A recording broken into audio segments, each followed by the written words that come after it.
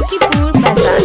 पियर रंग के रहते कपड़ा लाले हाथ में तो भुसवा के सूपा लाले हाथ में तो भुसवा के सूपा गे पियर रंग के रहते कपड़ा लाले हाथ में तो भुसवा के सूपा असो छठी घाट पर गे जाई का खूब मचावल जते दुंधरा का रास्ता में सब कोई बोलैत जेबै रास्ता में सब कोई बोलैत जेबै छठी माई के गे नाम गोरकी पतर की गे माथा पर दौरा धक चल छठी माई के घाट छौरी पतर की गे माथा पर दौरा धक चल छठी माई के घाट। प्रेम से बोली छठी मैया की।